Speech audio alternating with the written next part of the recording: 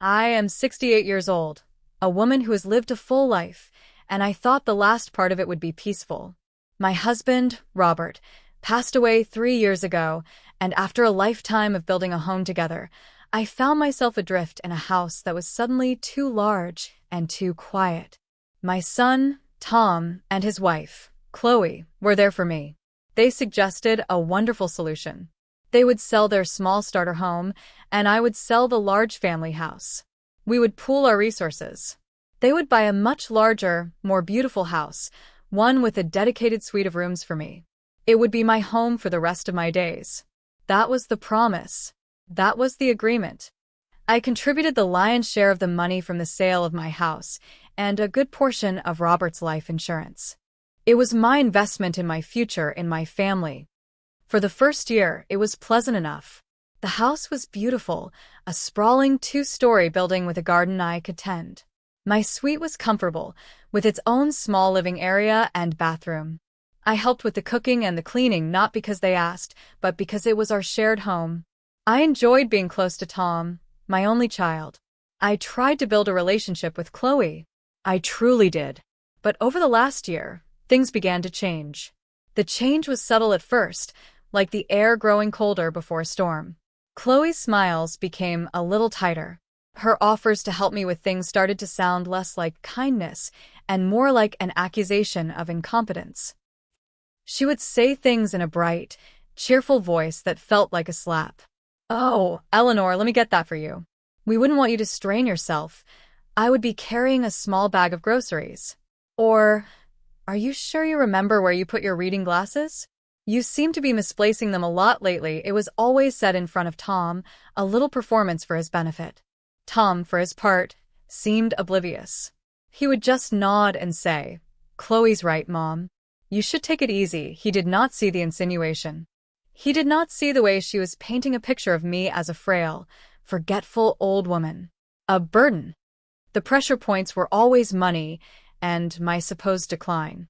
If I bought a new dress, Chloe would comment on the expense, wondering aloud if it was a sensible purchase for someone on a fixed income.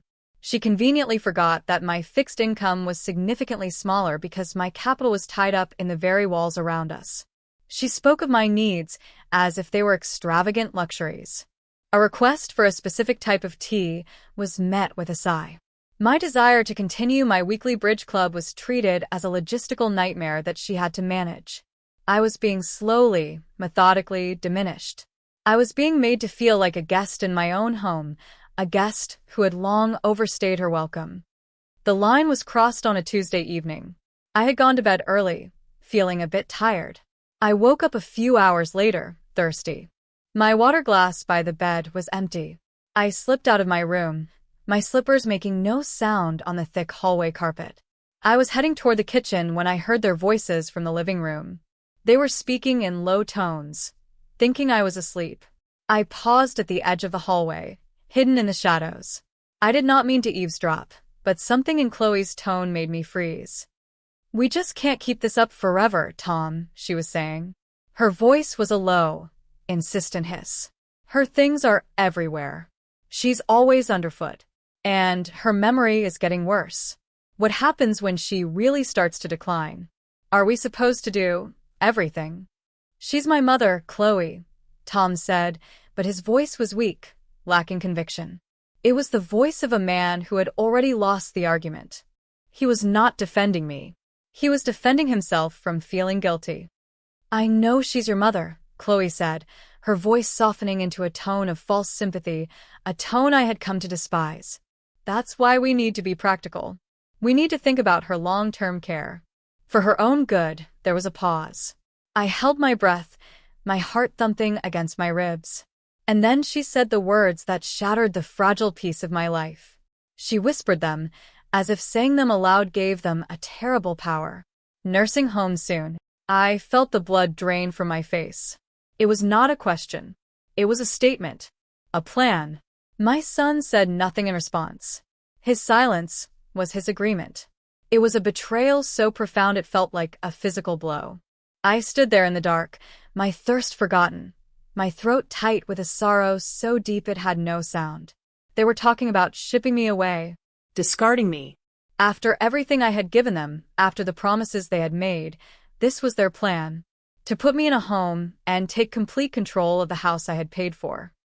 I turned and crept back to my room, my body feeling heavy, ancient.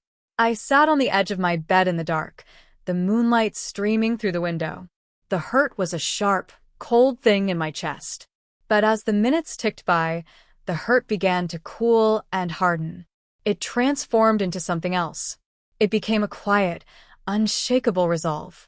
They thought I was a frail, forgetful old woman. They thought I was a problem to be managed. They had made a very, very big mistake. They had no idea who I really was. They had no idea what I was capable of. The war had been declared, and I was the only one who knew it had begun. The next morning, I acted as if nothing had happened. I came down for breakfast at my usual time. I smiled and wished them both a good morning. Chloe was humming a little tune as she made coffee, the very picture of domestic bliss. Tom was hiding behind his newspaper, as he so often did when he wanted to avoid a difficult conversation. I watched them both over the rim of my teacup. They looked at me and saw a harmless old lady. They had no idea I was now a general studying the enemy. "Did you sleep well, Eleanor?" Chloe asked, her voice dripping with artificial sweetness. "Like a log, dear," I said, my voice perfectly steady. I did not hear a thing. It was my first lie in this new war. It felt surprisingly easy. I had to be strong. I had to be smart. This was not just about a house anymore. This was about my dignity.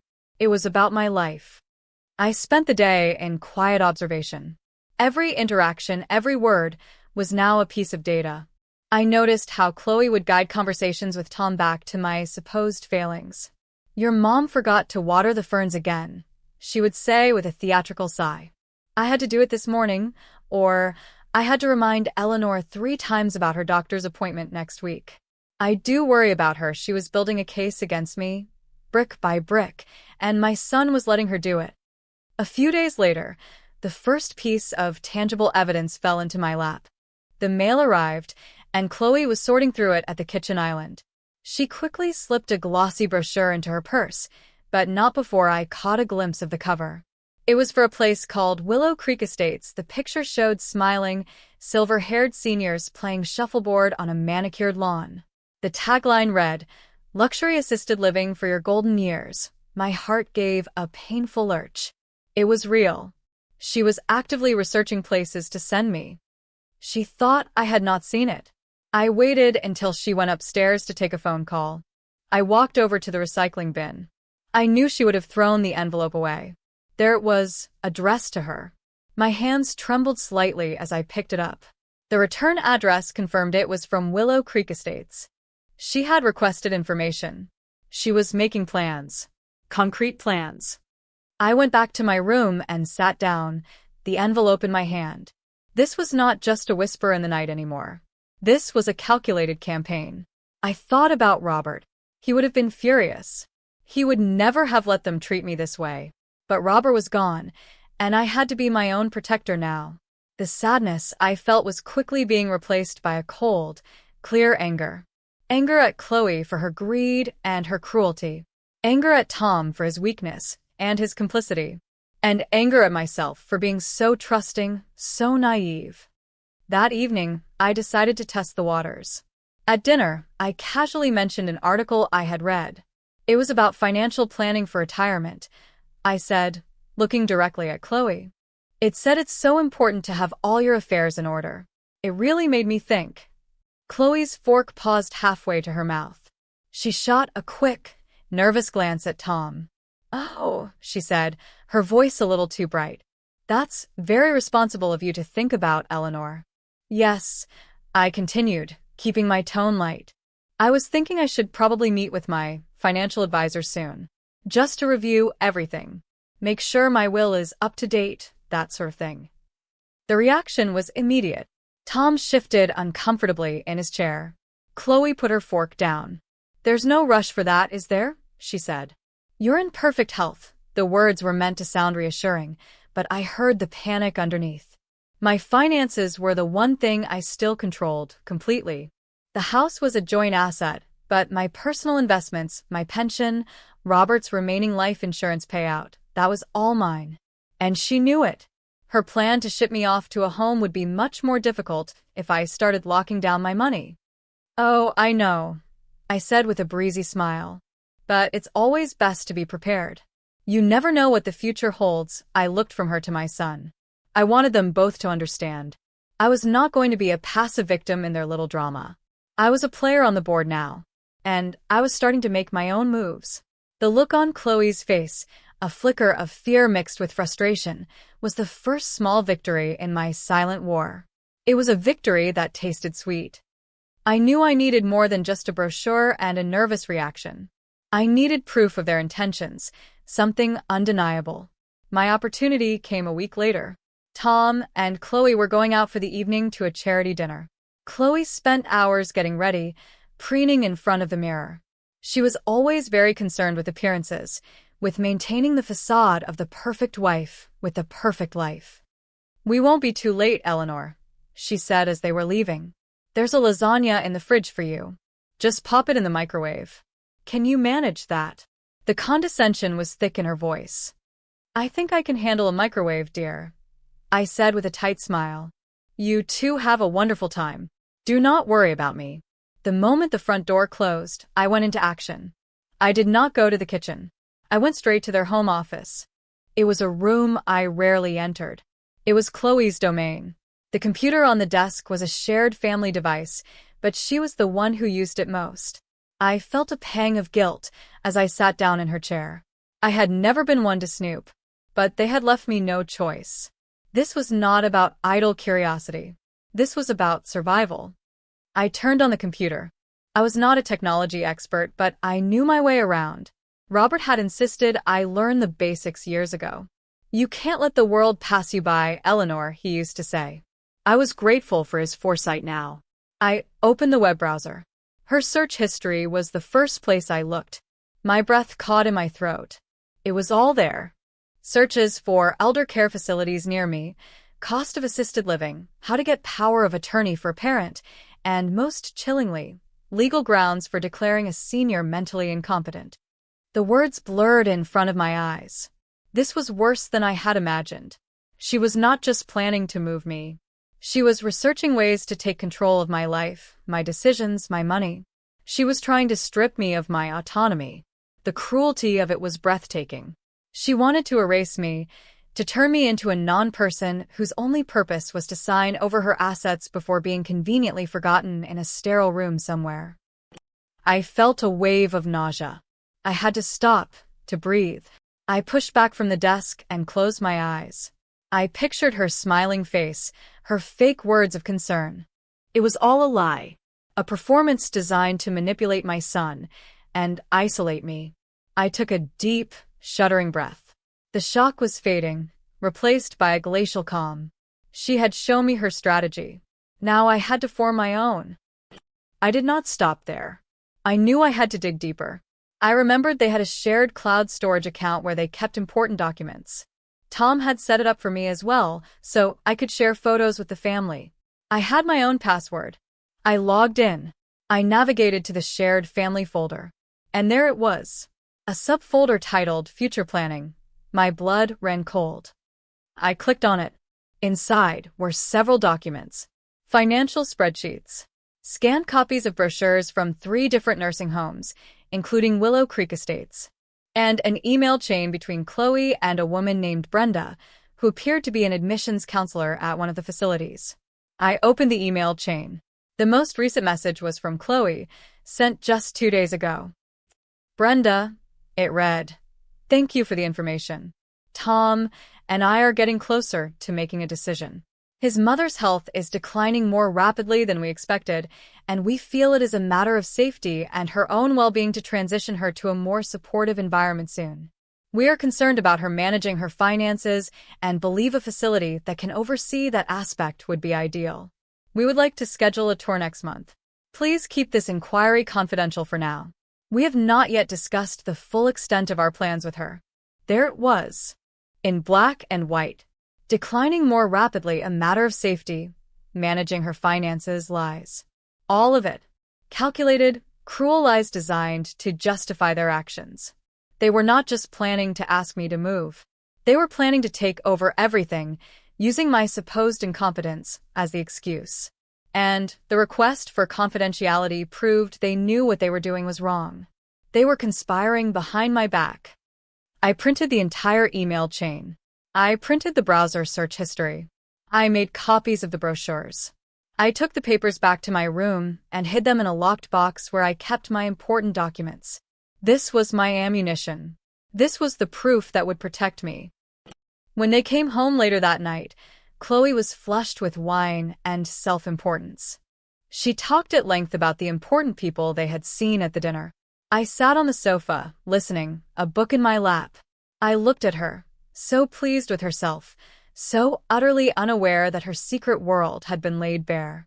She saw me as a piece of furniture, a problem to be solved. She had no idea that I now held her future in my hands. The game had changed. I was no longer on the defensive. I was ready to plan my attack. My first step was to seek counsel. The next day, I called my oldest friend, Margaret. Margaret was a retired lawyer, sharp as a tack and fiercely loyal. We had been friends for over 50 years. I told her I needed to see her, that it was important. We met at a small cafe downtown, a place where we would not be overheard. I laid it all out for her. The whisper in the night, the brochures, the computer's search history, the emails. I showed her the copies I had made. She read through them in silence, her expression growing more and more grim. When she finished, she took off her glasses and looked at me, her eyes full of a cold fire. "The little viper," she said, her voice low and furious. "Eleanor, this is worse than you think. This isn't just about moving you. This is a plan to seize your assets. The search for power of attorney and mentally incompetent tells me everything I need to know. She is trying to build a case to have you declared legally unable to manage your own affairs." "What do I do, Margaret?" I asked, my voice trembling slightly. Hearing her confirm my worst fears made it all the more real. "You fight," she said, her voice firm. "But you do not fight her way. You do not get into screaming matches. You do not let them know that you know. Not yet. You gather your forces. You protect your assets. And then, when the time is right, you strike." "Protect my assets?" I asked. "Yes," she said. "First thing tomorrow, you are going to your bank. You're going to add a security protocol to all of your accounts. A password or a second person who must approve any large transaction. And that second person is going to be me, not Tom. You're also going to meet with your financial advisor and your lawyer. My nephew, David, is an excellent estate lawyer. I will call him for you. You need to create an ironclad trust. You need to make sure that no one can touch your money without your express consent. And you need to update your will, making it very clear who gets what and under what circumstances." Her words were a lifeline. She was giving me a plan, a concrete set of actions. It felt good to be doing something, to be taking back control. "And what about the house?" I asked. "My money is in their house. That is the tricky part," she admitted. "We need to find the paperwork from when you all bought the house. The agreement about your contribution. Was it a gift? A loan? An investment?" "It was an investment," I said firmly.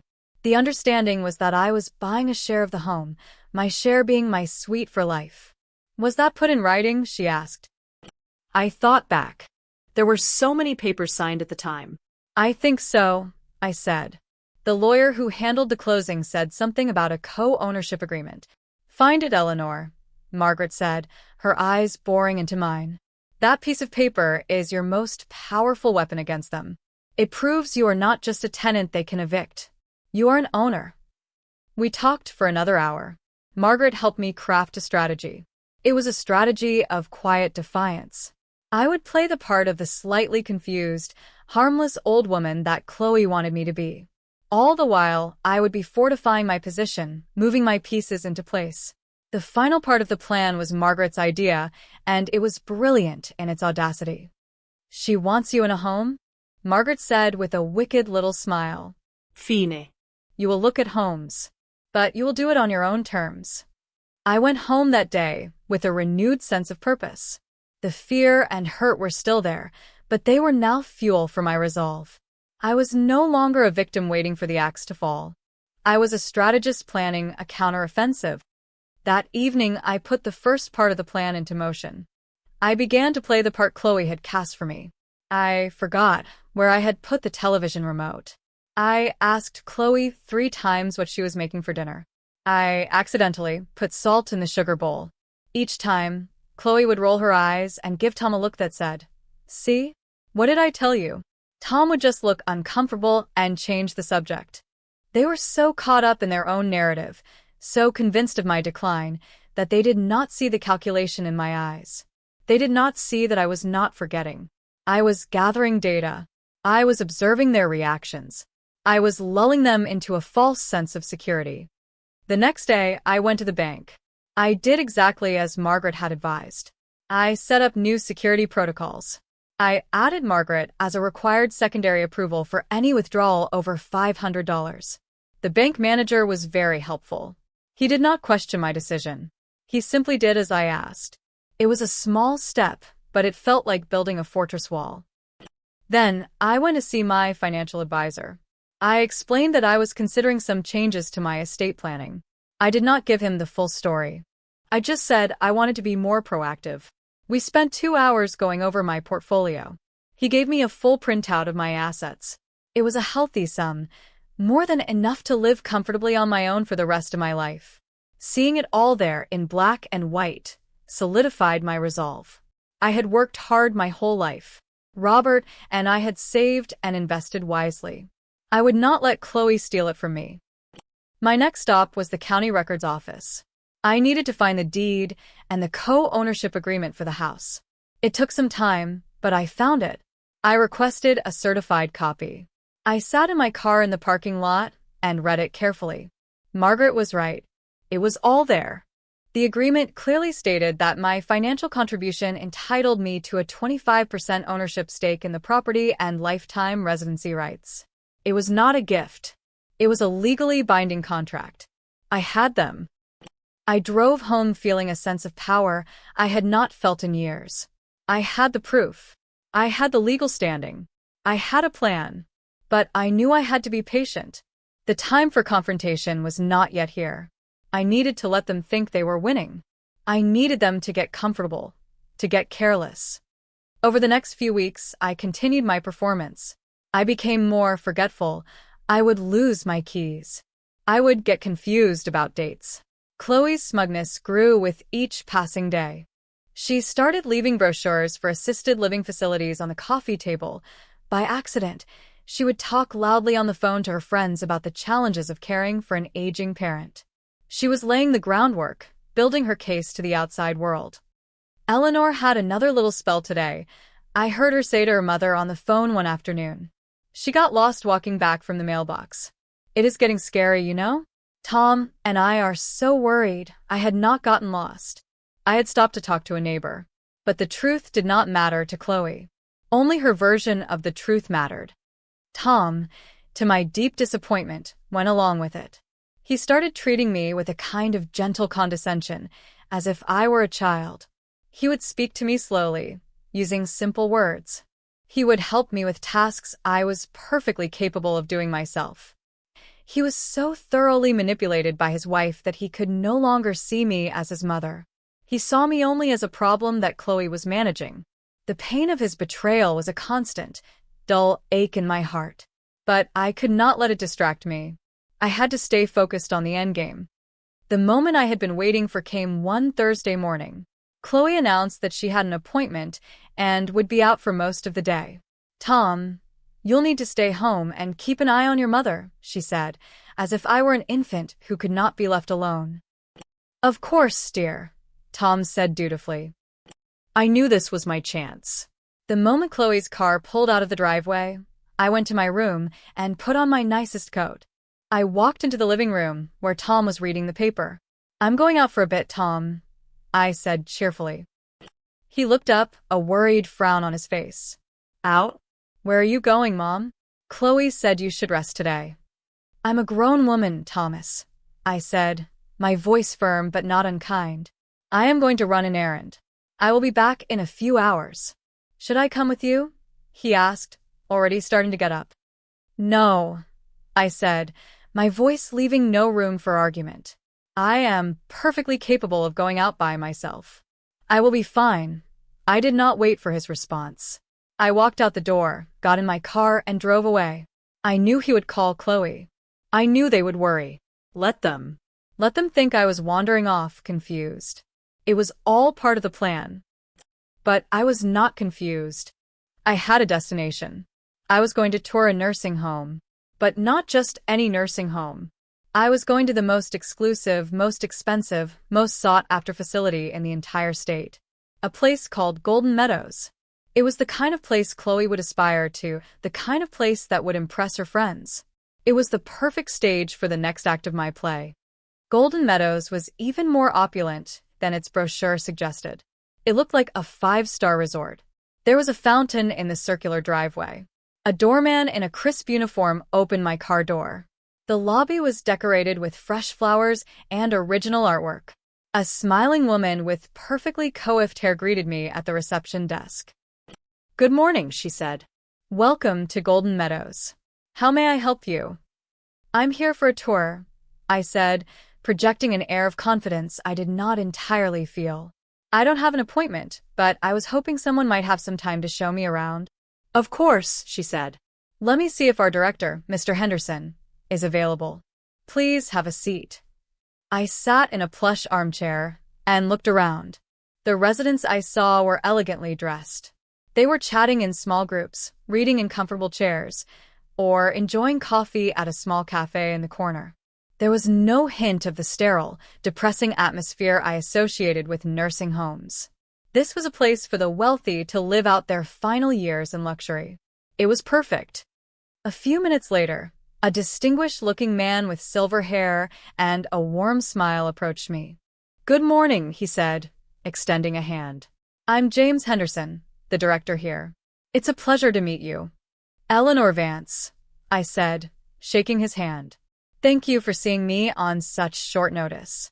It's my pleasure, he said. Are you looking for yourself or for a loved one? Oh, it's for me, I said with a bright smile. My children are encouraging me to be proactive and plan for the future. They are so thoughtful. Mr. Henderson beamed. That's wonderful. It's always so much better when families make these decisions together, without pressure. I had to resist the urge to laugh. Yes, I said. They just want what's best for me.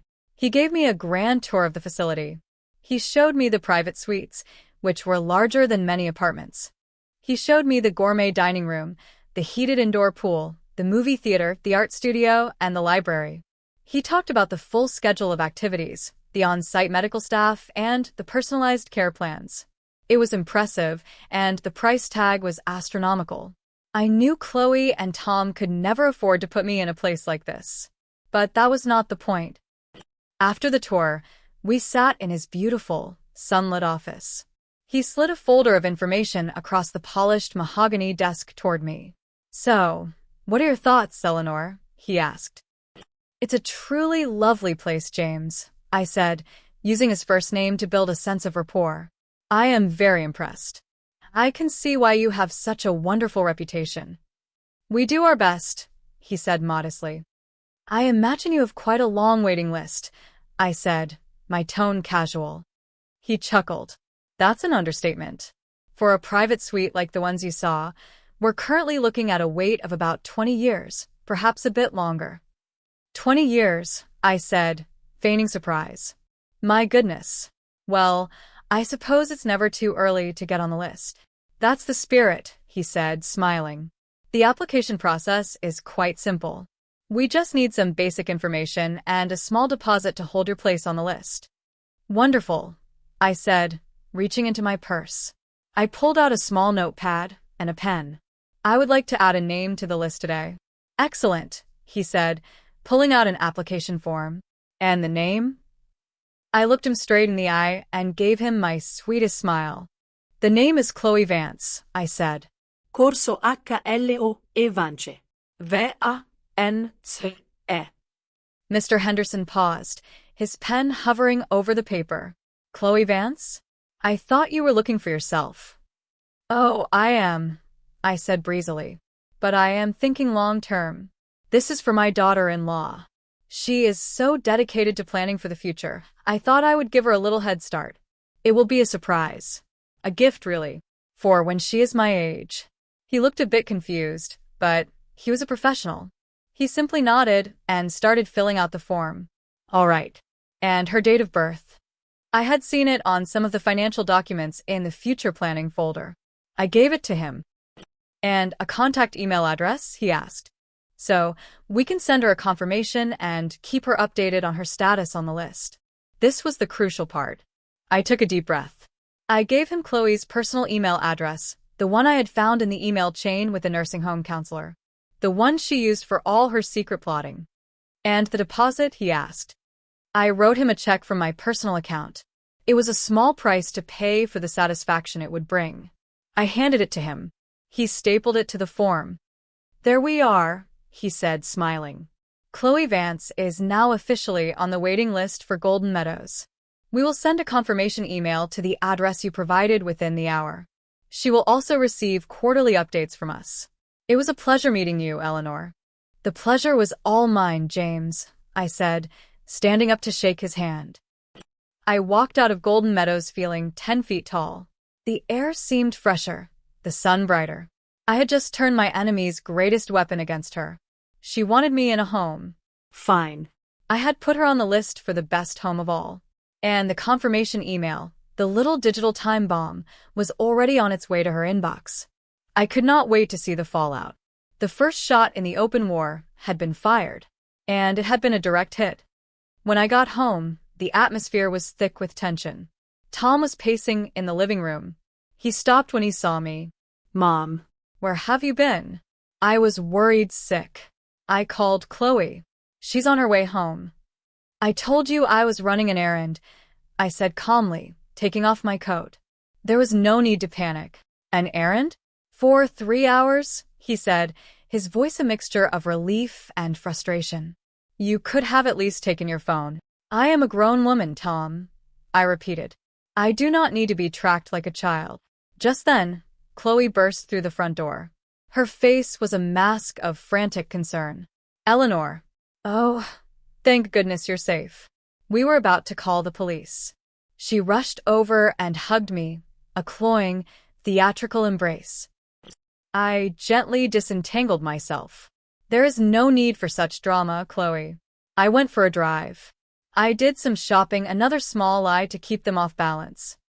You should have told us, she said, her voice sharp with an annoyance she was trying to disguise as worry. We were imagining all sorts of things. Were you? I asked, looking her directly in the eye. Well, as you can see, I am perfectly fine.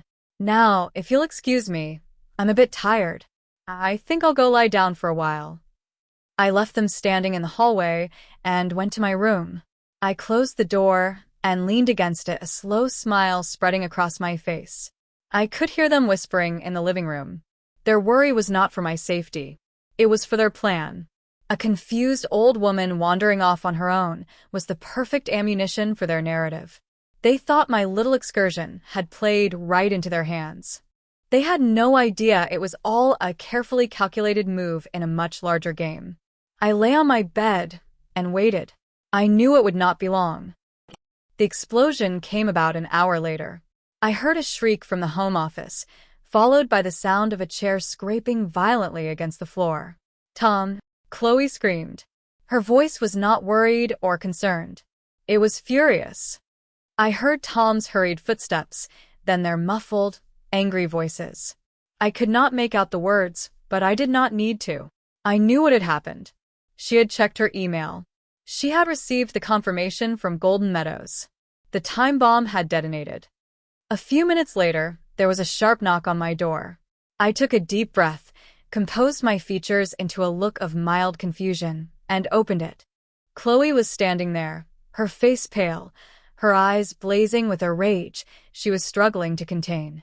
Tom hovered behind her, looking utterly bewildered. Eleanor, Chloe said, her voice dangerously quiet. We need to talk. Of course, dear, I said. Is something wrong? She held up her phone, her hand trembling. On the screen was the email. I could see the Golden Meadows logo at the top. Can you explain this? She demanded. I squinted at the phone. Oh, my eyesight isn't what it used to be. What is it? It's an email, she said through gritted teeth. From a place called Golden Meadows. It's a confirmation. It says I have been added to their waiting list. It says you did it. It says you paid the deposit. I let a look of dawning comprehension spread across my face. Oh, that. Yes, I did do that. Isn't it wonderful? Tom stared at me, his mouth hanging open. Mom? You put Chloe on a waiting list for a nursing home. Not a nursing home, dear. I corrected him gently. An assisted living community. It's the very best one. I toured it this morning. It's absolutely beautiful. I knew you would love it, Chloe. Chloe looked as if she was going to spontaneously combust. Love it? Why in the world would you do something like that? It's insane. I don't think it's insane at all, I said, my voice full of sweet reason. You're the one who is always talking about planning for the future. You're the one who is so concerned with long-term care. I just thought I would help you get a head start. The waiting list is 20 years, you see. It should be perfect timing for when you are my age. I thought you would be pleased. I did it for you. I watched the words sink in. I had taken her own logic, her own fake concern, and turned it back on her. She could not argue that planning for the future was a bad thing without revealing her own hypocrisy. She was trapped. She sputtered, speechless for the first time since I had known her. What is going on? Tom asked, looking back and forth between us. Mom, this doesn't make any sense.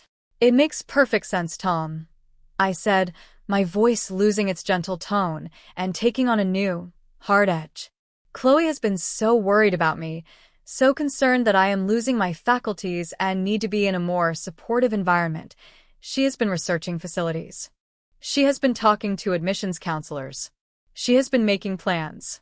I know all about it. Chloe's face went from pale to ghostly white. I don't know what you're talking about, she whispered. Oh, I think you do, I said. I walked past her into the living room. I went to the bookshelf where I had hidden a folder. I pulled it out. It contained the copies of her search history, the emails, the brochures. I dropped it on the coffee table in front of her. I believe this is your future planning folder, I said. Tom picked up the top page. It was the printout of her search history. He read it, his eyes widening in disbelief. Power of attorney? Mentally incompetent? Chloe, what is this? Chloe did not answer. She just stared at the papers, her carefully constructed world crumbling around her. She was going to have you put away, Tom, I said, my voice cold and clear. She was building a case that I am senile, so she could take control of my money and get me out of this house. This house that I paid for. That's not true. Chloe finally found her voice. It was shrill, panicked. She's confused. She's making it all up. Am I asked. I reached into the folder again and pulled out the certified copy of the co-ownership agreement. This is a legal document, Chloe. It says that I own 25% of this house. It says I have the right to live here for the rest of my life. You were not planning to move me for my own good. You were planning to defraud me. You were planning to steal from me. Tom dropped the papers he was holding. He looked at his wife, his expression one of dawning horror. He was finally seeing her for who she really was. The scales were falling from his eyes. Chloe, he said, his voice barely a whisper. Is this true? Chloe looked from his face to mine. She saw no escape. The trap had been sprung. Her lies were all exposed. She finally broke. It's not what you think, she cried. She's just so difficult. I was just trying to find a solution. A solution? I said, my voice ringing with an anger I had held back for months. You call trying to have me declared incompetent and taking my life savings a solution? You call whispering about nursing homes behind my back a solution? You are a greedy, cruel, manipulative woman. And you thought I was a fool. I turned to my son. He looked broken. And you, I said, my voice softening with a deep, profound sadness. You let her do it. You stood by and watched her diminish me, insult me, and plot against me. You let her convince you that your own mother was a burden. That is a betrayal I will not soon forget. Tom could not meet my eyes. He just stared at the floor, the picture of shame. The confrontation was over. The truth was out. But this was not the end. It was the beginning of the consequences. I stood there, in the wreckage of their lies, and I laid out my terms. This arrangement is over, I said, my voice steady and strong. I will not spend another night under this roof with her. You have two options. You can either sell the house and give me my 25%, or you can buy me out. You will give me back every penny of the capital I invested. I have already consulted a lawyer. I have already spoken to a real estate agent. The choice is yours. But I am leaving. The silence in the room was deafening. Chloe was sobbing, a pathetic, self-serving sound. Tom was ashen-faced, paralyzed by the magnitude of what had just happened. I did not wait for their answer. I had said my piece. I turned and walked back to my room, closing the door softly behind me. I had won. The victory was not joyful. It was born of pain and betrayal. But it was a victory nonetheless. I had saved myself, and I had exposed them for who they truly were. The future was uncertain, but for the first time in a long time, it was mine to decide. The immediate aftermath was a storm of frantic activity. I could hear them arguing in the living room, their voices rising and falling. Chloe's were shrill and offensive, Tom's were low and full of a pain I had not heard from him in years. I stayed in my room, packing a small suitcase. I called my niece, Sarah, my sister's daughter. She was a kind, sensible young woman. I told her a condensed version of what had happened. "Aunt Eleanor," she said, her voice full of shock and anger. "That's horrible. Of course you can't stay there. Come here. You can stay with me and David for as long as you need." The offer of a safe harbor brought tears to my eyes. "Thank you, Sarah," I said, my voice thick with emotion. "I'll be there in an hour." Before I left, I had one more conversation. Tom knocked on my door. He looked like he had aged 10 years in the last hour. His eyes were red. "Mom," he said, his voice cracking. "Can I talk to you?" I opened the door wider, but did not invite him in. "What is it, Thomas?" "I am so sorry," he whispered, tears welling up in his eyes. "I'm so sorry." I was blind. I didn't see. I didn't want to see what she was doing. "I failed you. I failed you as a son." I looked at him, my son, a grown man brought to tears by his own weakness. I felt a flicker of the old love, the maternal instinct to comfort him. But it was buried under too much hurt, too much betrayal. "Yes, you did," I said, my voice flat. "You failed me. You let your wife poison your mind against your own mother. You chose her side over and over again. An apology now doesn't erase that." "I know," he said, his head bowed in shame. "What can I do? How can I fix this?" "You can't fix it," I said. "Some things, once they are broken, cannot be fixed. What you can do is honor the agreement. You will buy me out of this house. You will return my investment. And you will do it quickly. I want my lawyer to have a proposal from you by the end of the week." He nodded, unable to speak. "I am going to stay with Sarah for a while," I told him. "Do not call me unless it is about the financial settlement. We have nothing else to talk about right now." I picked up my suitcase. I walked past him, out of the suite I had thought would be my home for the rest of my life. Chloe was nowhere to be seen. I did not say goodbye. I walked out the front door and did not look back. The next few weeks were a blur of legal and financial negotiations. I had David, Margaret's nephew, representing me. He was sharp, efficient, and unsentimental. He dealt directly with Tom and Chloe's lawyer. They tried to argue, to delay. They claimed they did not have the liquid funds to buy me out. They offered a payment plan. David was firm. "My client is not a bank," he told their lawyer. "She is entitled to her capital. Your clients will need to refinance the home to access the equity. It is not my client's problem how they achieve this. Trapped by the legally binding co-ownership agreement and the threat of a lawsuit that would expose all of their dirty laundry, they had no choice. They were forced to refinance their mortgage at a much higher interest rate. The bank appraisal confirmed the house had appreciated significantly, and my 25% share was now worth even more than my initial investment. It was a bitter pill for them to swallow. During this time, I received a phone call from Chloe's mother. She accused me of being a cruel, vindictive old woman who was trying to destroy her daughter's marriage. "Chloe loves you," she insisted. "She was just trying to help. Your daughter tried to have me declared mentally incompetent so she could steal my money," I replied calmly. "That is not my definition of love or help.